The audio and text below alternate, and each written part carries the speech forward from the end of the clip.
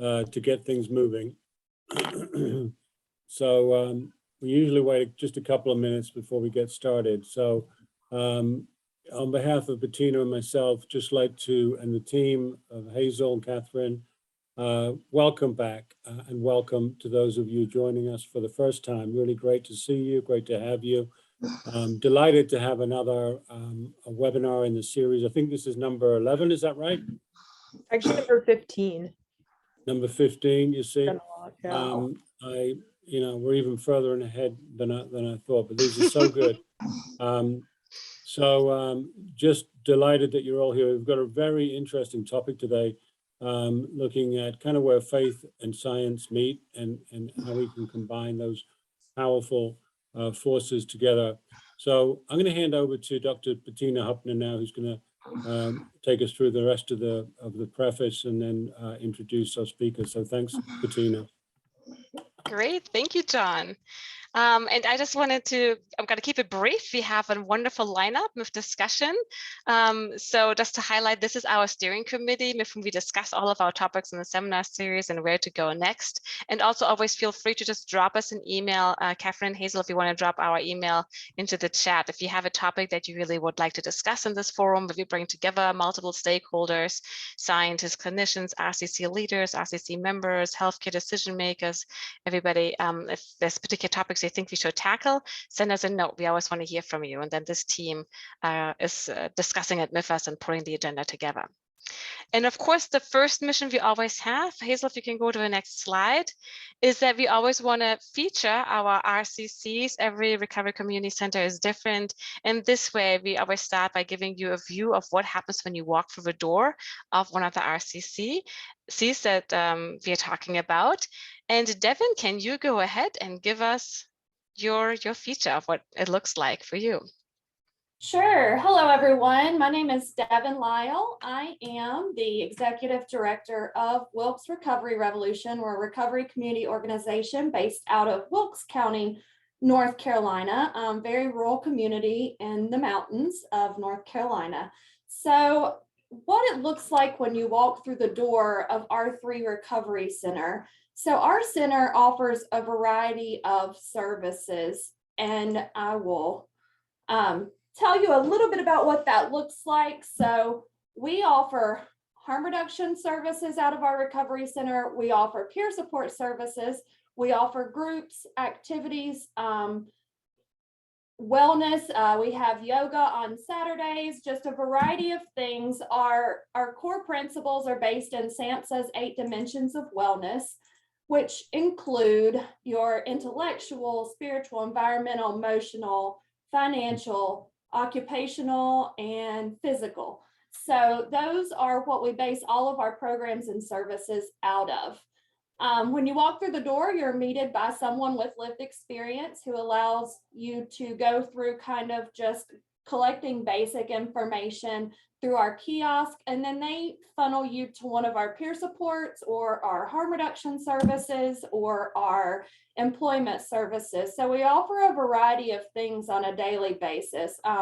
If you come through the center door, you could basically just need supplies and need to meet with a care coordinator in our harm reduction program, or you may sit down with a peer support specialist who could help you with employment. We pay for certification classes, linking people with jobs. We provide transportation. They may need to get into treatment or detox. We assist with that through partnerships with local resources. And so it's a wide variety of things that people are here for. Another use of our center is our peer living room and our space that we keep food, microwave, and facilities for individuals to be able to just be in a safe space and have a library of recovery community resources and a place to be during the day. It serves a lot of our homeless population in Wilkes and allows them a place to be where they are safe and can get access to peer support services and utilize our center.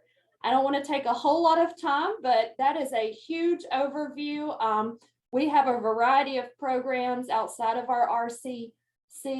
We have transitional housing. We have a farm program, which is a therapeutic gardening program.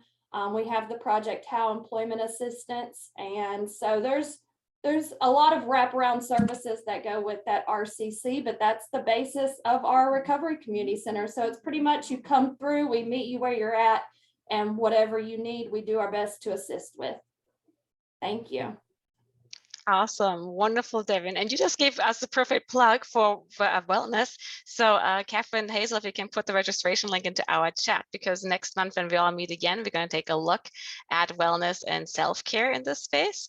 So thank you for plugging that for us too and setting us up perfectly, Devin. All right. So our topic today, as you all know, is let's talk about faith. How does it intersect with recovery community centers?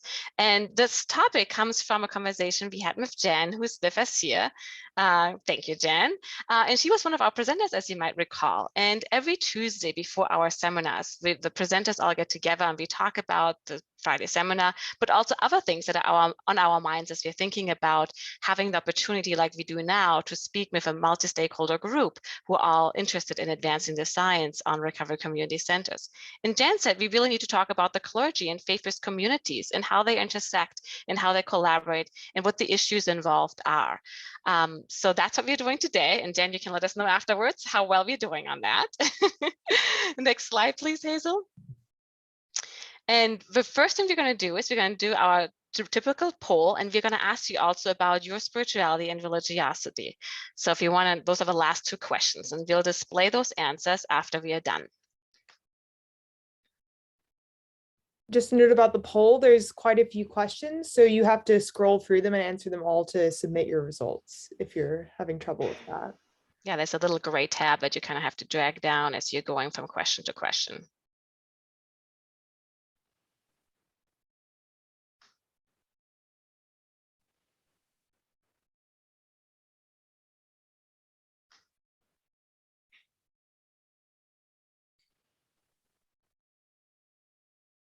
All right, and then when you get to the end, there should be a blue button on the bottom that says submit. And once you click that, then Hazel knows that yours is in and she can let us know how well we are doing.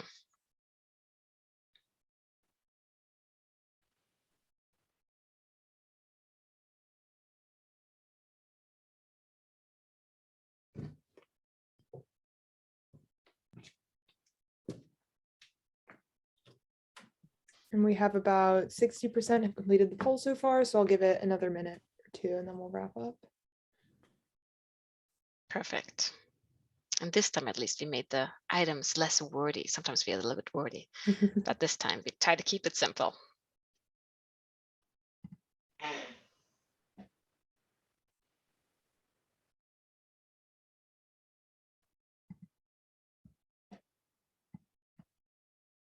Okay, so in about 20 seconds, I'll end the poll. So if you're still working on it, submit your results now, and then we can share them.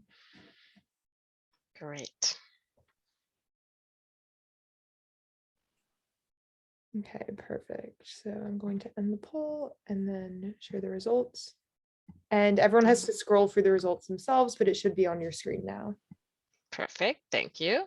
So for the item on what would you best describe yourself as, spiritual, religious, both, or neither, we had the highest frequency was for 55% of us in the room today describes themselves as spiritual, only 4 as religious, and then for both spiritual and religious, we have 28%. So that's what it's looking like in our Zoom room today. And when we talk specifically about how important do you think spirituality is in recovery, 59% said very important, and another 25% say important. So clearly this is a topic that is of importance and resonates. There's also a lot of complexity to it. So if you go to the next slide, Hazel.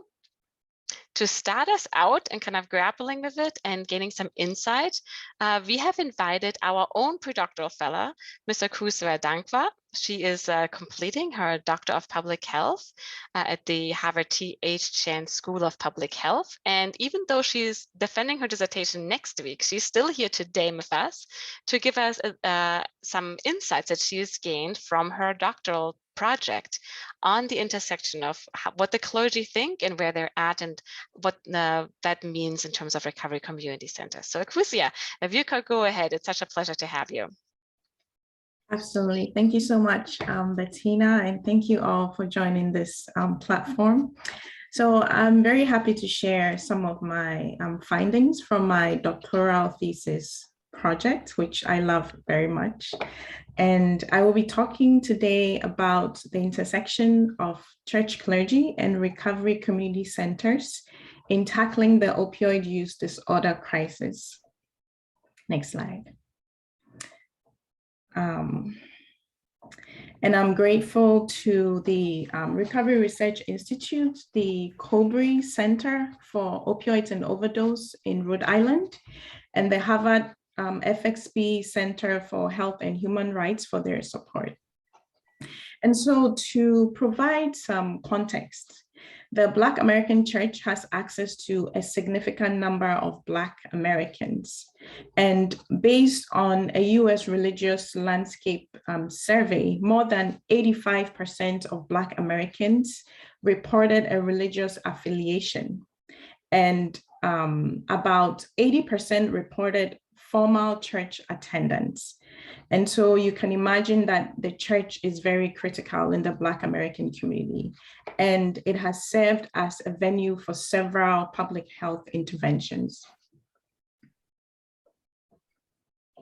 So the church has been shown to have a very active presence in the implementation of public health interventions, as you know, including HIV prevention and education, cancer screenings, nutritional health promotion, flu immunizations, and now the famous COVID-19 vaccinations.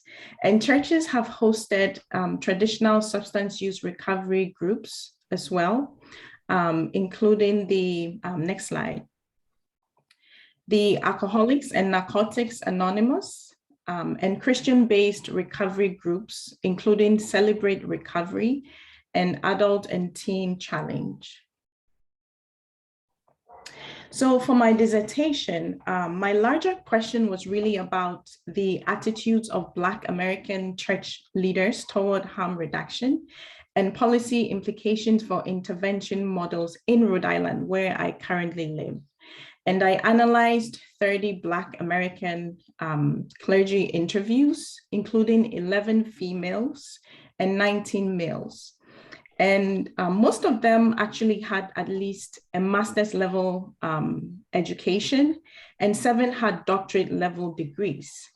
They included government officials, there were chemists, there were physicians, legal practitioners, there were nurse practitioners, there were those who had doctorates in education, in divinity, in leadership, and a whole lot. And many of our clergy had lived experiences with the opioid crisis. Some had close family members who had died of the opioid overdose epidemic, and several were in recovery from the opioid use disorder. And so after doing all of the analysis, the following major themes emerged from it. And the first one is that clergy have empathy and knowledge. And Hazel, you can hit the yes. So clergy have empathy and knowledge. The second, clergy believe that hopelessness and inequity are opioid use disorder risk factors. I also found that clergy are committed to helping people flourish beyond just staying alive. And then clergy welcome collaboration with state agencies. And so what I've done with this presentation is I've tried to hone in on the things that are of interest and resonate with recovery community centers. So first, I'm going to go through areas of promise for church collaborations with recovery community centers.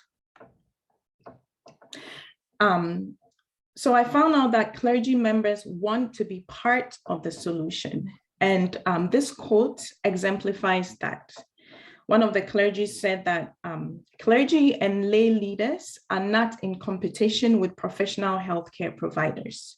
Our work is complementary to the work of professional healthcare providers. Fighting opioid addiction requires an intentional, integrated effort by both spiritual and secular community leaders.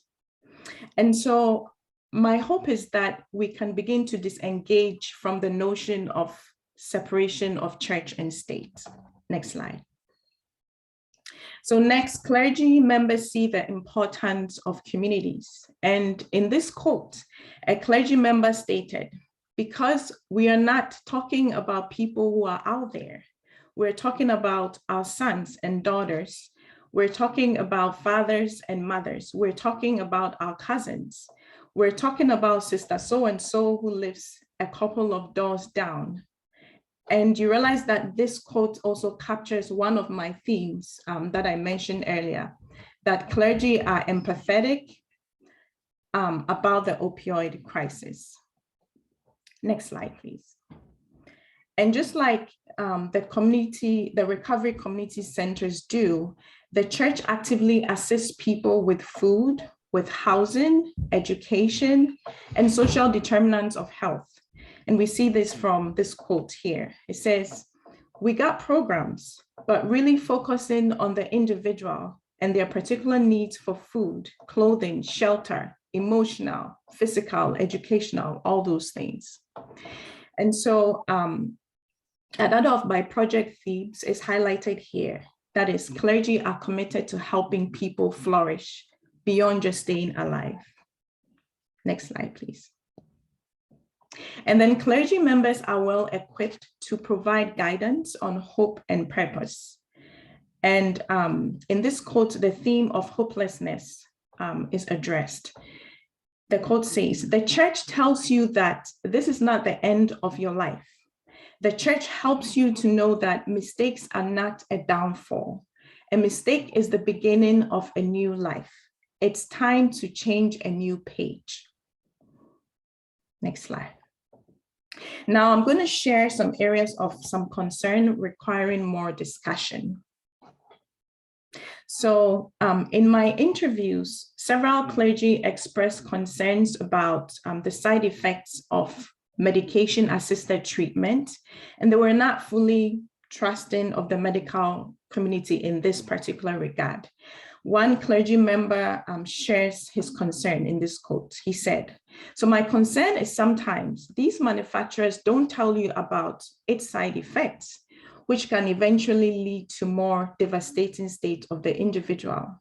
Some of the drugs can even lead to cancer. It can lead to organ damage. You never know. Next slide.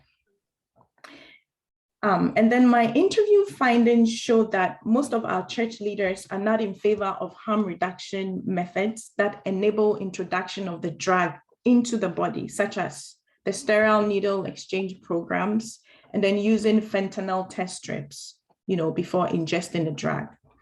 However, the clergy that I interviewed, in fact, all of them were in favor of counseling in particular, and then naloxone to reverse opioid overdose, and medication to get them started on their journey to recovery. So for instance, in this quote, a clergy member was conflicted in the use of fentanyl test strips. And I remember that when I was interviewing her and she was sharing this particular quote, she was referring to her granddaughter, and she was almost to the point of tears when she shared this quote. And she said, and so would you encourage your child to use the test strip first? Or are you trying to bring them to Christ like we're supposed to do? We're supposed to bring people to do what is godly. We can't do that while inventing new ways of how to cheat. Next slide, please. So in conclusion, we find out that clergy could be strong partners with the medical and public health community in addressing recovery if we address their concerns. And then number two, more formal research and evaluation is needed to follow up on these, qualitative research findings through the study that I did. And then my favorite slide.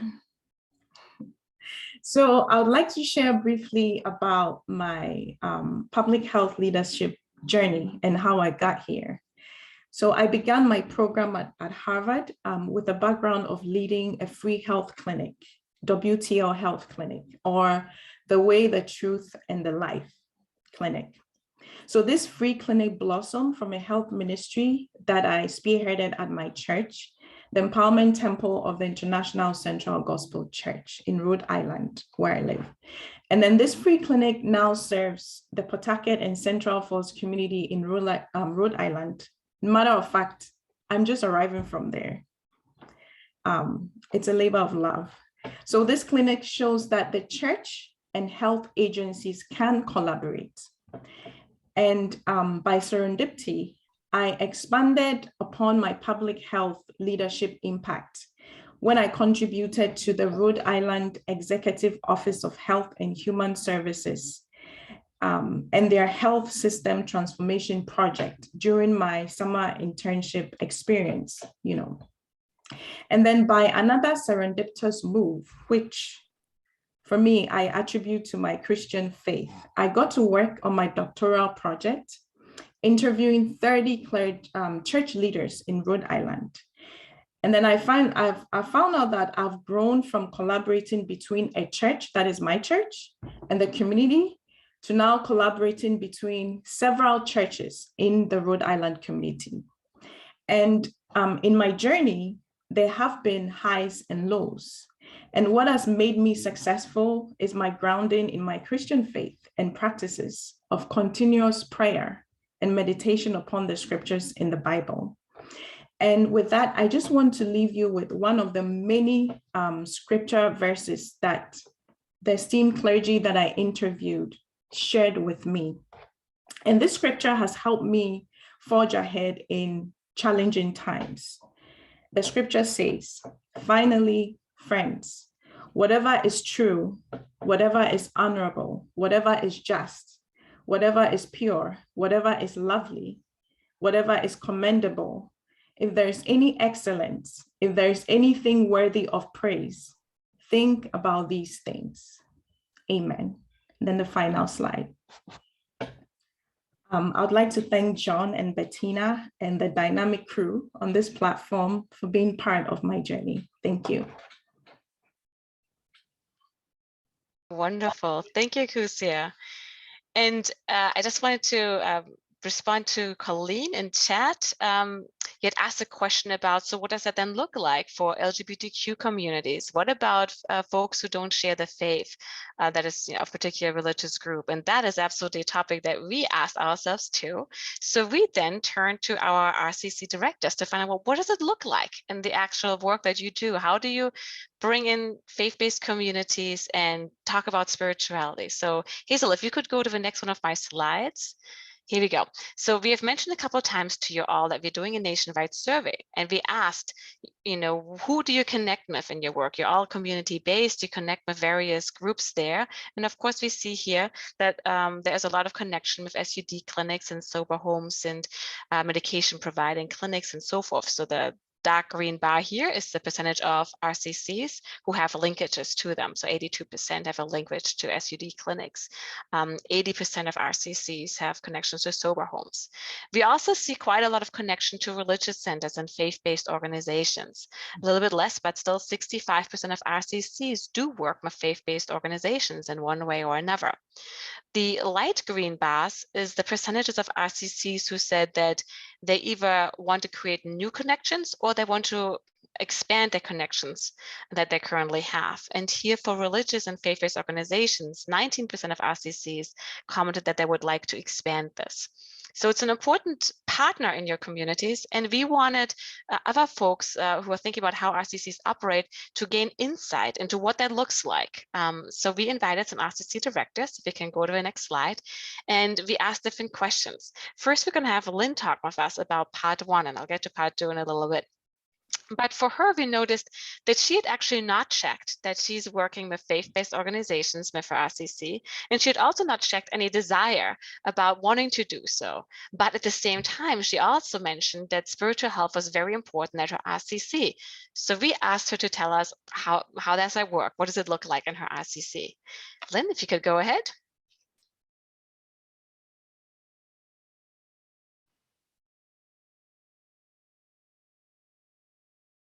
Sorry. Hello, everyone. It's Good to have you, wonderful Lynn. to be here. Thank you for having me. I'd like to talk about how the Northampton Recovery Center addresses spirituality. Next slide, please, Hazel. So from the very beginning, our members created our mission statement, and part of that mission statement was that NRC provides a creative place for people to heal and grow in mind, body, and spirit. So from the very beginning, it was our plan, it was our intention to be as holistic a center as possible. For every all recovery meeting we had or community meeting we had, we also had a meeting that included mindfulness meditation or refuge recovery, yoga, yoga nidra, something that was spiritually oriented. Next slide, please. We did have a hospital chaplain come to us who she's been part of the Northampton Recovery Center for a few years, and her specialty in her chaplaincy was consequences of substance use. And so she wanted to offer a space for our members to just explore spirituality, explore their inner world. And in fact, the group that wanted to participate in the first place called it Inner Space. But then there was a lot of confusion and people thought they might come and see visions of rocket ships and inner planets and things like that. So they changed the name to Spirit in Recovery. And they meet weekly and they talk about all the various world traditions that include contemplation and prayer, song, meditation, use of mantra, and all kinds of things that many traditions around the world use. So it's not affiliated with anything in particular. And it seems to be very helpful for people who really don't have any idea, but they know they need something. So that's been very useful for us. Next slide, please. So I just want to talk for a second about what do we mean by spirituality. And at the root of it, the word spirit means breath. And so when we breathe, the word spirit is in respiration. And when we're inspired, the word spirit is there. When we die, the word spirit is there. So we cannot be alive without spirit. It lives within us all, whatever it is. The fact that we are all important, all sacred, falls right in with our belief that we all deserve love, respect, kindness, and a voice, or we wouldn't be a peer recovery support center in the first place. Next slide, please. We do have an affiliation, very indirect, with something called Cathedral in the Night, which is an outdoor Christian community which seeks to create a safe place for all people, homeless, housed, churchless, churched, student and resident, to explore, question, and live out their spiritual beliefs. They gather for a meal once a week and empower one another to engage in issues of social justice by working to fight the causes of inequality and homelessness. And in my mind, I never considered this a church. Their pastor came to our space and taught yoga, and she brought her assistant's dog, and we serve a lot of the same population, homeless, and other members of ours go there. So when I checked off no affiliation, it didn't occur to me that this could possibly be an affiliation. We just never thought of it that way. And we don't really connect officially to this church, this outdoor church. but they are important to us, and we sit on a lot of the same committees in the city of Northampton to try and make things better for everyone. And we definitely love Tessie, and she is trained to go to the person who's most anxious in the room. And so we appreciate when Tessie comes in. She's very comforting. And that's all I have to say. So thank you for having me.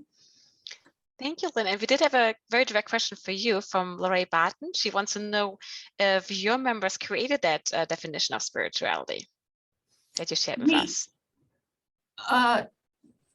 No, we didn't create that definition, but we looked up that definition of spirituality and chose that particular one.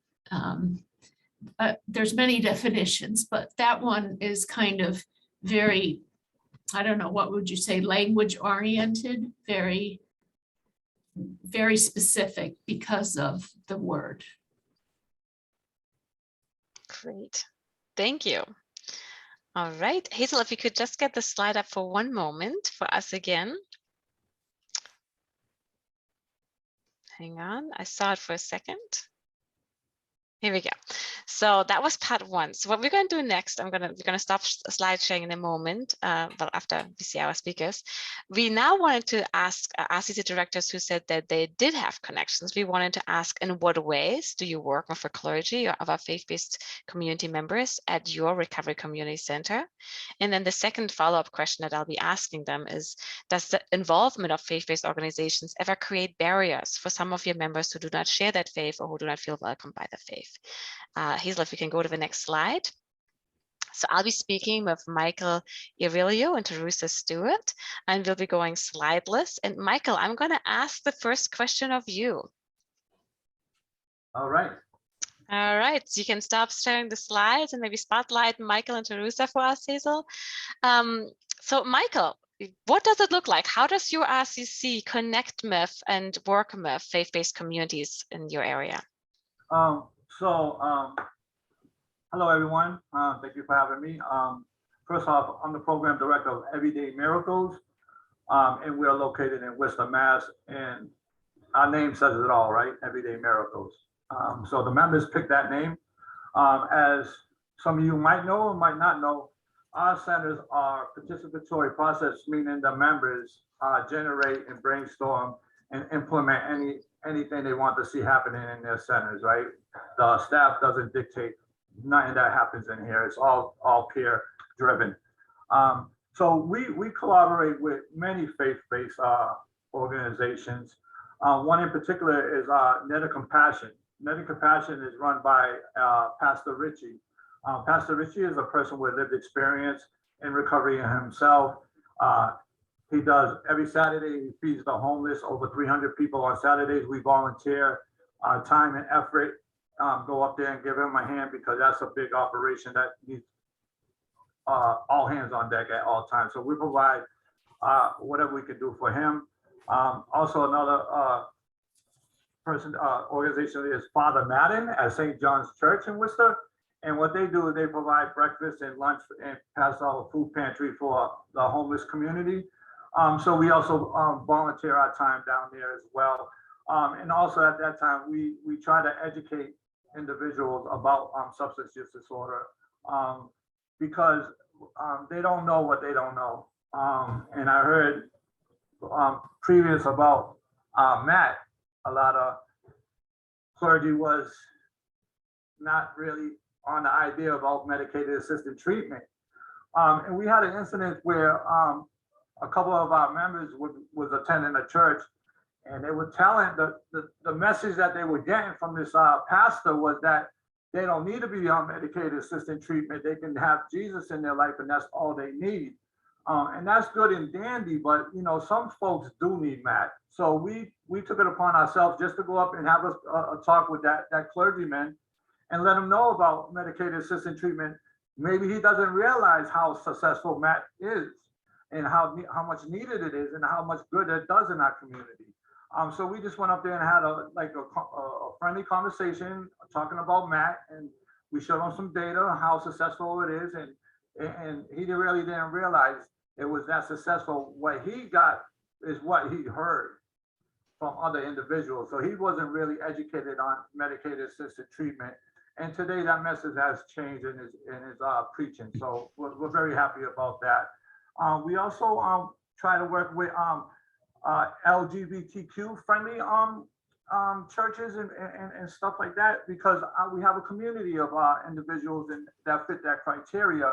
And we just want to make sure that when they're attending these churches that they ain't being singled out or told that they're not loved, or, you know, because, you know, we're all loved. We're all, you know, we all fall under, you know, the same umbrella, no matter what church you go to or denomination you go to, we're all the same. So that's some of the ways. And we also go to churches and provide NARCAN training, because we found that through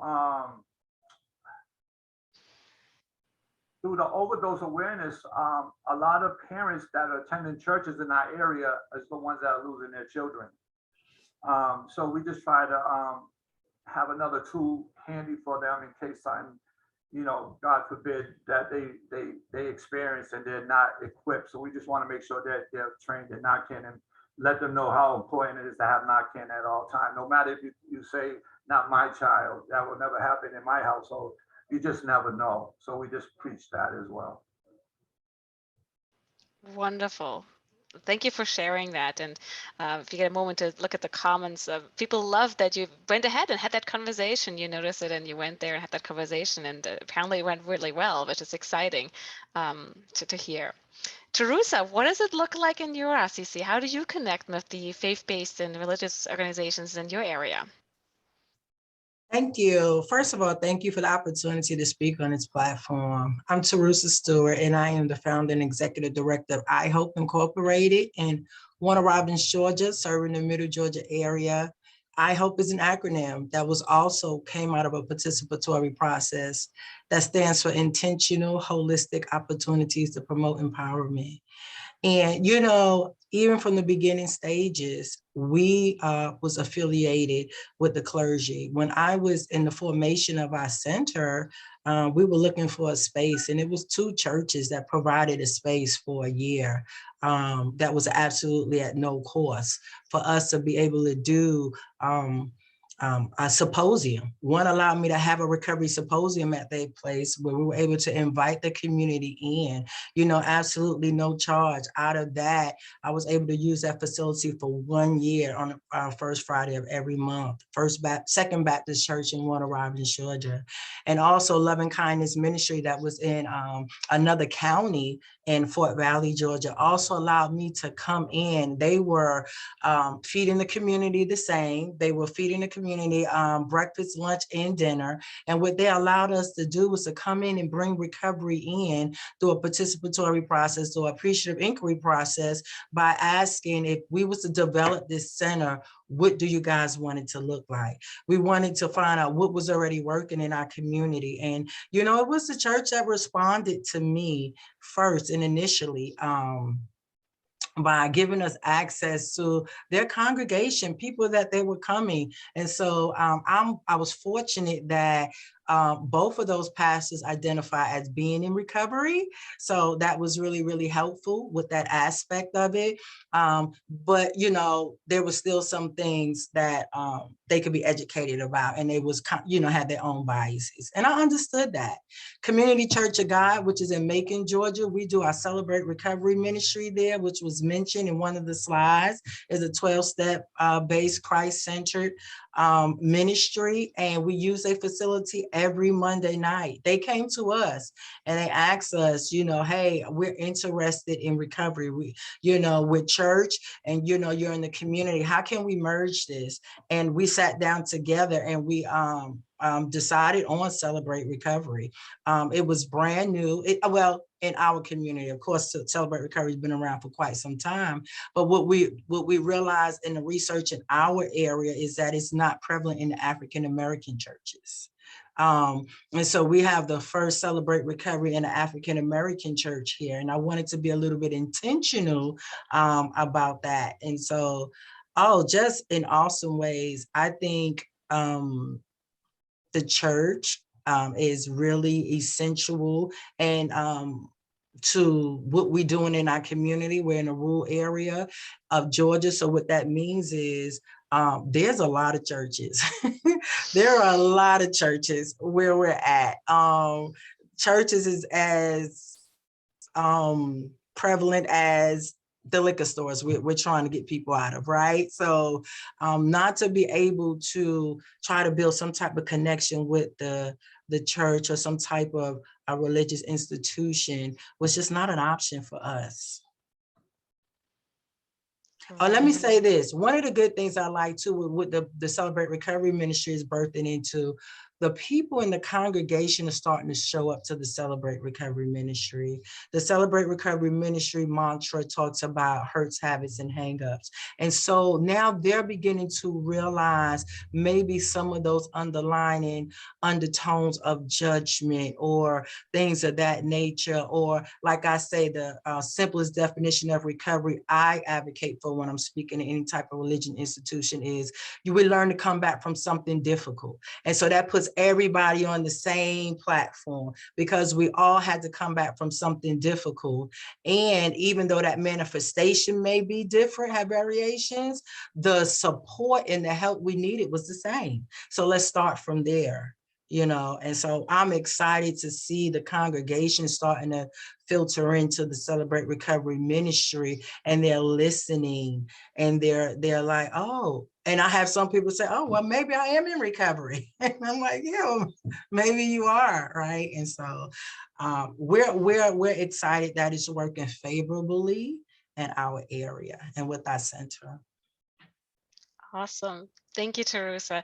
You highlight the role, and Jen also highlighted the goal, of course, is inclusivity, right? Reaching out to people in a variety of ways to let them know that RCCs exist, that support exists, and there are, of course, different perspectives and where people are coming from, and creating that space to have dialogue and common learning. Now, in your work, I'm going to start this time with you, Tarusa, and I'm going to go over to you, Michael.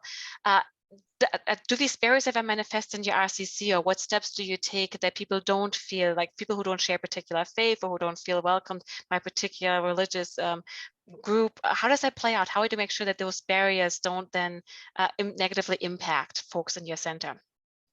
Great question. One is, as I'm pretty sure as many organizations on here has brought into the concept of the multiple pathways to recovery.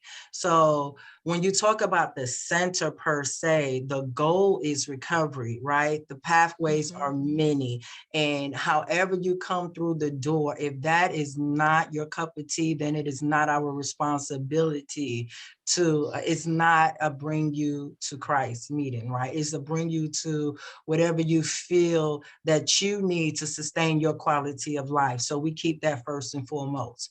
Now, on contrary to that, which is sometimes ironic to me when I mentioned we have a lot of churches, sometimes the barriers don't come from somebody coming into the centers. Sometimes it comes from, and I'm gonna use this word loosely, the radicalism from some of the church's perspective, right? Being in a rural area where you have Black and white churches where race and equity and inclusion is still an issue, is because they look at me and say, because I don't have Jesus on the door, right? That we're not doing the work.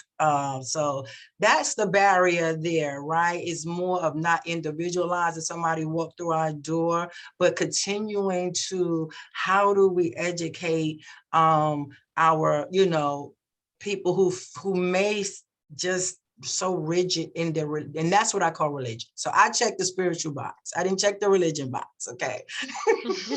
To me, they mean two different things. I hope that answers the question. It does answer it. It also showcases that there's a lot more work to be done in this area, right? We are all still struggling with it. And honestly, having a scientific symposium with religion is something that happens very rarely. And then, here we're even branching out into all kinds of stakeholders. It's always a difficult conversation to have. At the same time, so many of us checked off how important it is. So it is something worth tackling and something worth talking about and understanding how we can meet common ground and improve ways of moving forward. Michael, how do you do that in your setting?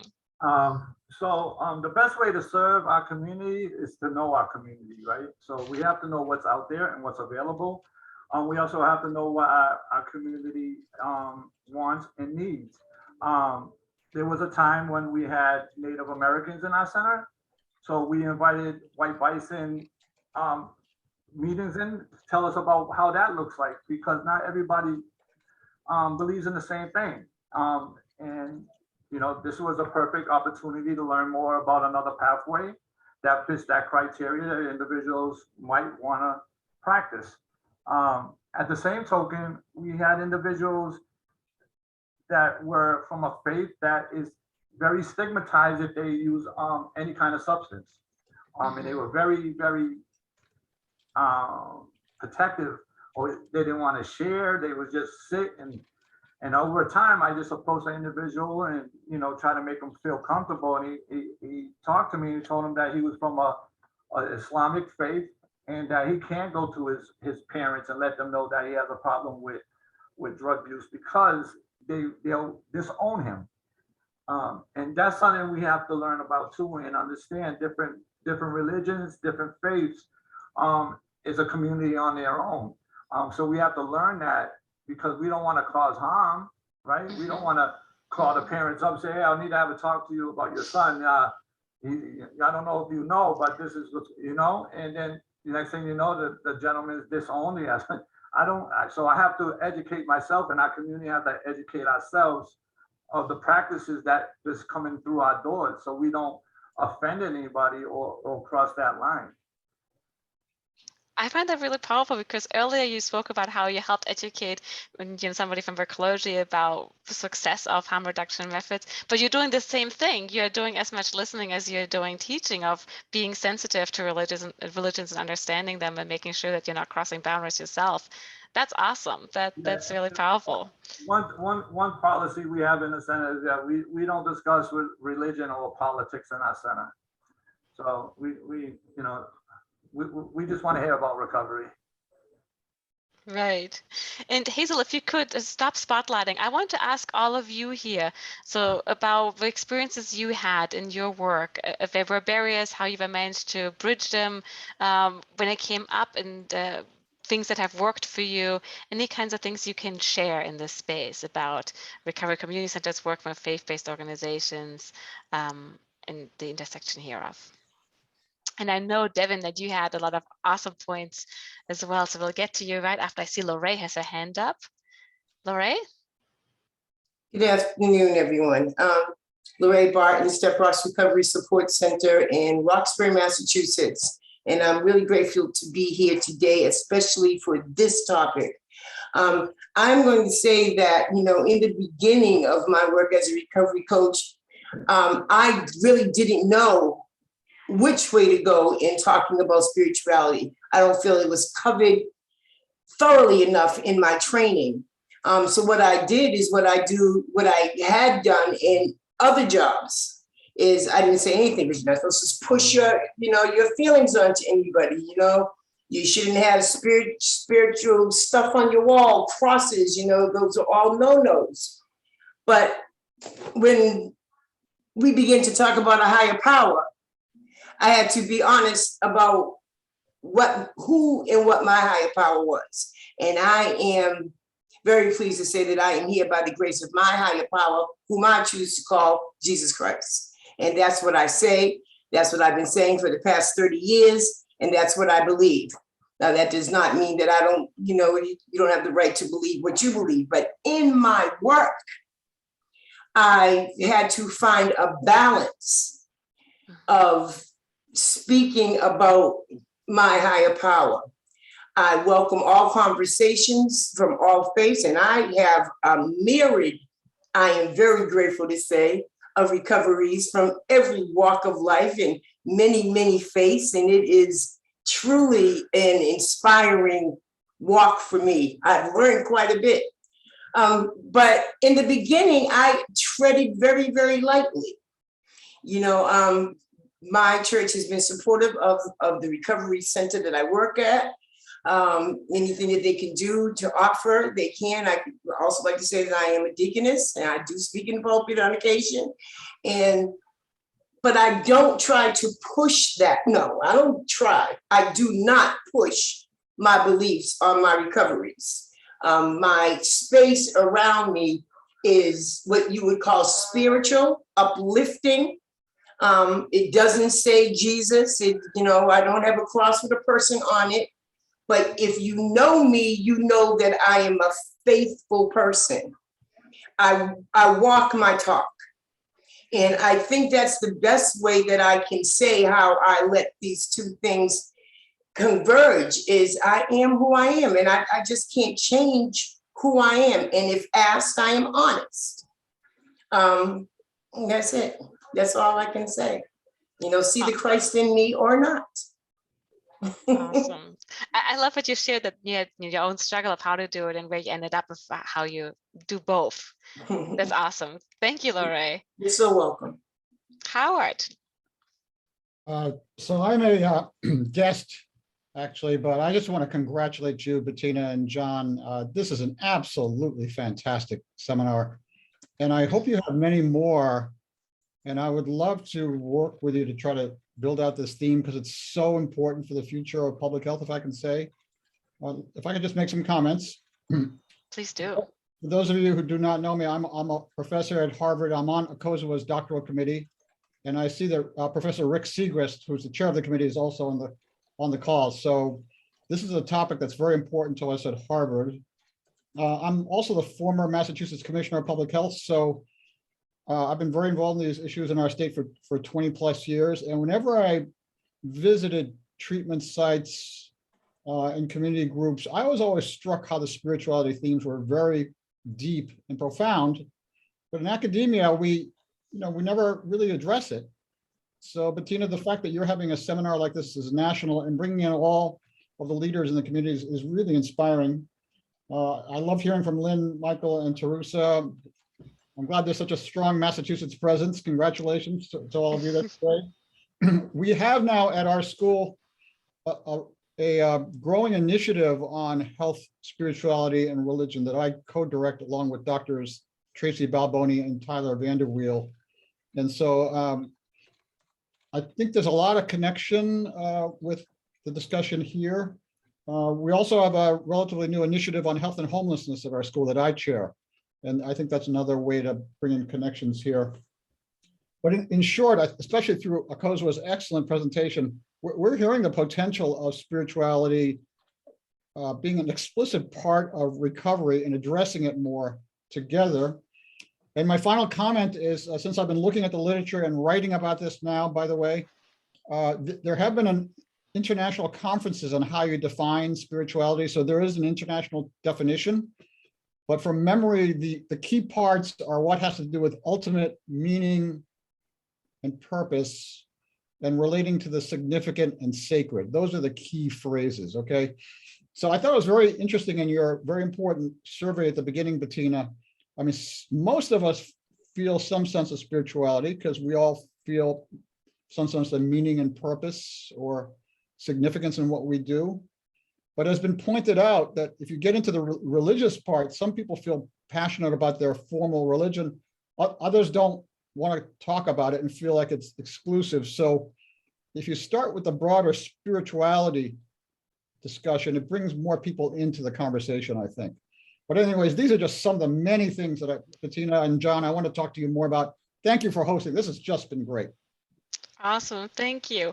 And if there's particular opportunities you want to highlight, please send them our way and we'll put them on the website and with the materials for this session so that people can follow up on a particular reading you want to highlight or other opportunities where you want people's attention on. That'd be wonderful. Thank you. John's put the definition in that's the definition Yes. there. That's it. Thank you, John. Perfect. Michelle, can I? Oh, Michelle Stewart-Coates. I'm with Seek Consultants in New Britain, Connecticut. We have a formalized support partnership with community mental health affiliates coming out of Spotswood AME Zion Church. And we also work with New Life 2 Recovery House in New Britain. We are struggling and looking at equitable partnership with the faith community, whereas people can really see us as being just as important to maintaining sustainable support in the community. We know with the wraparound process that natural supports are so important to sustainable connections in the community. So we're hoping that people can really work to level that appreciation for that mental health support. So that's what we're pushing for here in New Britain, Connecticut. That's Thank you. great. Thank you for sharing that, Michelle. And in the interest of time, I'm going to go to Charles. You'll be our last one up because I know it's almost 4 to the hour. So Charles. Yes, can you hear me? Yes, we can. Oh, listen, I'm Pastor Charles Mickens. I'm a pastor of Lights of Zion Ministries in Chicago, Illinois, CEO of Lights of Zion Training Institute and Vice President of Southland Ministerial Health Network. I want to first of all commend you on this forum. I think it's very important for us to understand and to know how important it is to have recovery support that is available, especially to the faith-based community. There were maybe over 12 years ago, our church, and we found the need to come outside of the walls of worship, to actually go into the community, to be viable in the community, because when we get through worship on Sunday morning, our communities really go through a lot of different changes, and we need to be able to have recovery and support that's available to the community. So we developed the aspect of providing information, inspiration, and resources for people that are in the community. And I don't know how you can think of recovery without involving the faith-based community, because the faith-based community, actually the church is the place to breathe. People have looked at the church for years as being a place where a person can breathe, where we provide support, where we provide inspiration, where we provide everything that's needed for existing in life. So the connection between recovery and faith-based is so essential. And I take my hat off and I applaud this group and applaud you for being able to recognize and know how important this really is. One other thing, and that is over 12 years ago, I had one of my musicians at our church, a bass player, was 18 years old, was shot and killed in our parking lot here in Chicago. And as that took place, I realized after the incident had gone by that I realized that our faith exceeds outside of the walls, and that really pushed us into the place where we are today. We actually provide a institute where we're training young people or people off of the street how to different careers and skills, construction skills. We have a CNA program that we have at the church. So we extend with the programs that we have to move out into the community, because it's so vital. I mean, beside drugs, violence, Chicago is kind of an epicenter for violence and crime. And so we've got to have facilities and places that are available to help these people, as we defined spirituality earlier, to breathe. We need to have a place where our people can actually breathe. I'm a pastor and preacher, so I can talk all day. So once again, thank you for the opportunity to be a part of this council and for what you do. Thank you. God bless. Thank you. Thank you so much for sharing that. And I think that the amazing part is there's so much to build on here, right? So much desire to work together, so much commonality in the goals that we all want to achieve. And I love that there was so many of us that were listening to each other and were thinking about some of the issues that were raised and want to carry that forward. I really appreciate you all for sharing your wisdom, your perspective, and being part of this journey. And with that, I think I will close it and wish you all a wonderful weekend. Hope to see you next time for our seminar on wellness. And thank you all for making this journey with us.